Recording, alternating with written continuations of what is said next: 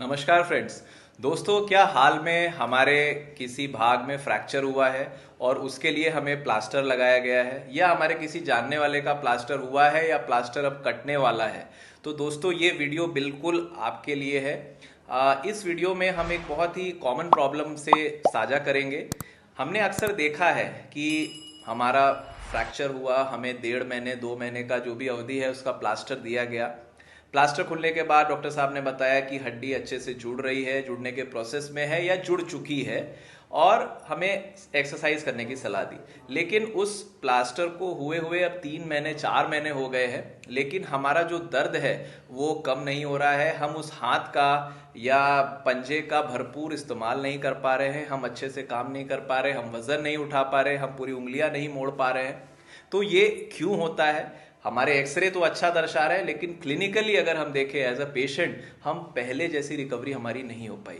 तो इस वीडियो में हम ये सारे जो कारण है उसको देखेंगे, इसके पीछे की साइंस क्या है उसको समझने की कोशिश करेंगे। दोस्तों, मैं आपका अपना bone and joint specialist doctor Prashant Tripathi, Prayagraj, India से।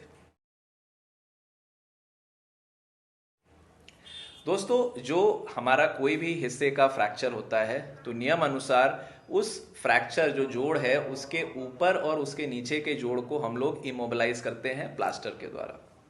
अब जब ये प्लास्टर लगता है, हमारे जो ऑर्थोपेडिक सर्जन हैं, डॉक्टर साहब हैं, वो हमें समझाते हैं कि भाई आपका प्लास्टर 4 हफ्ते 6 हफ्ते या 8 हफ्ते तक रहेगा।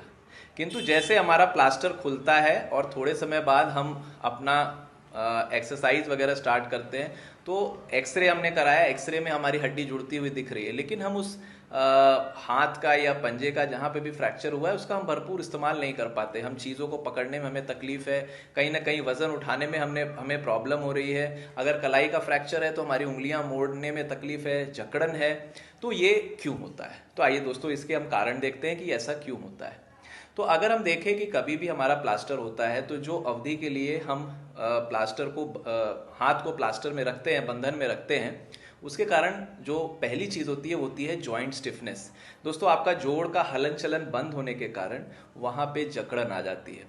ये सबसे बड़ा कारण है प्लास्टर के बाद आपके जोड़ों के जकड़ने की। कोई भी चीज़ को आप बंधन में रख देंगे एक लंबे समय के लिए तो तुरंत उसका फ्री फ्लो मूवमेंट नहीं होगा।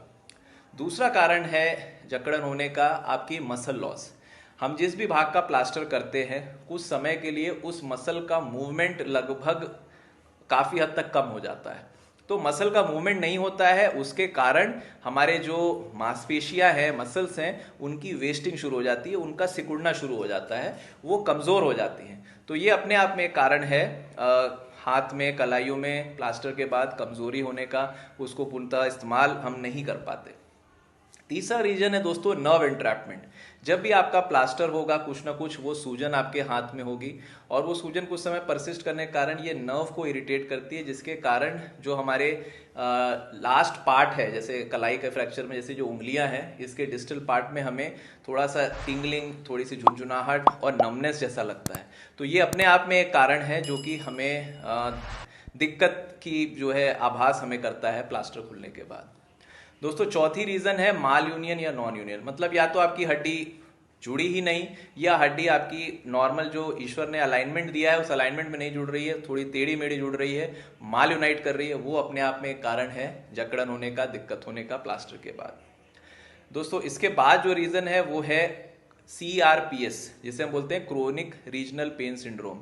ये एक एडवांस कंडीशन है, रेयरली ये होती है, लेकिन जब ये होती है तो बहुत परेशान करती है। इसमें टिपिकली पेशेंट की जो स्किन होती है वो हाइपर सेंसिटिव हो जाती है, ज़रा सा छूने से बहुत तेज़ दर्द होता है, हल्का सा भी 100 ग्राम वजन उठाने में भी तकलीफ होती है, सूजन बरकरार रहती है, बहुत ज़्यादा जकड़न होती है, और इसका प्रॉपर इलाज लेना बहुत ज़रूरी है। अक्सर पेशेंट आते हैं, उनके कलाई में फ्रैक्चर के लिए प्लास्टर किया जाता है, किंतु उनका कंधा भी जकड़ जाता है।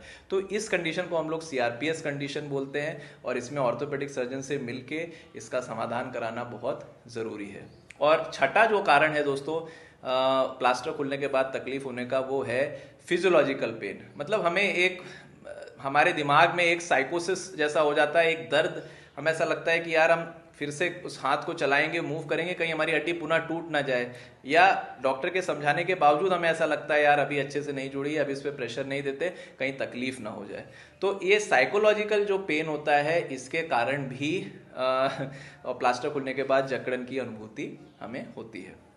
तो दोस्तों ये 6 ऐसे कारण हैं जो प्लास्टर खुलने के बावजूद हमारे जो हड्डी जुड़ रही है उसके बाद हमें पूरी तरह रिकवरी होने नहीं देते या उसमें बाधा डालते हैं। तो इसमें सिंपल सा इसका निवारण है। आप जब भी आपके प्लास्टर खुले, आप प्लास्टर खुलने के बाद डॉक्टर से विजिट बंद ना कर दें। आप अपनी विजिट रेगुलर रखें, अपने ऑर्थोपेडिक सर्जन से कंसल्ट में रहें, फिजियोथेरेपी रेगुलर कराएं, वहाँ पर शिकाई करें। कोई मालिश वहाँ पे आपको नहीं करना है, मालिश करने से जकड़न और बढ़ती है। फिजियोथेरेपी करें, रेगुलर सप्लीमेंट्स लें जैसे कैल्शियम, विटामिन डी, और अपने मन से वो भ्रम निकाल दें। अगर आपके डॉक्टर ने आपको कंफर्म कर दिया है कि नहीं आपकी बोन यूनाइट हो रही है, आप मूवमेंट कर सकते हैं, तो आप अपने मन में भ्रम ना रखें, अच्छे से मूवमेंट करें ताकि आप जल्दी से जल्दी पुनः ठीक हो पाएं।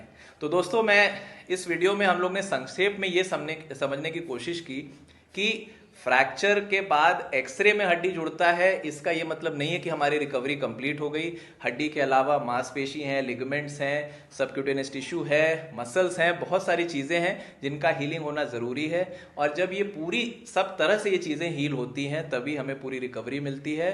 और कोई भी प्लास्टर कटने के बाद ही हम ठीक नहीं हो जाते, थोड़ा समय हमें उसमें और देना होता है। ऑर्थोपेडिक सर्जन से रेगुलर कंसल्ट करते हुए रहना है। तो दोस्तों ऐसी ही रोचक जानकारी के लिए मेरे चैनल को लाइक सब्सक्राइब जरूर कर लें। आपको ऐसी जानकारी निरंतर मेरे चैनल पे मिलती रहेगी। तो अब मैं विदा लूंगा दोस्तों, आपका धन्यवाद।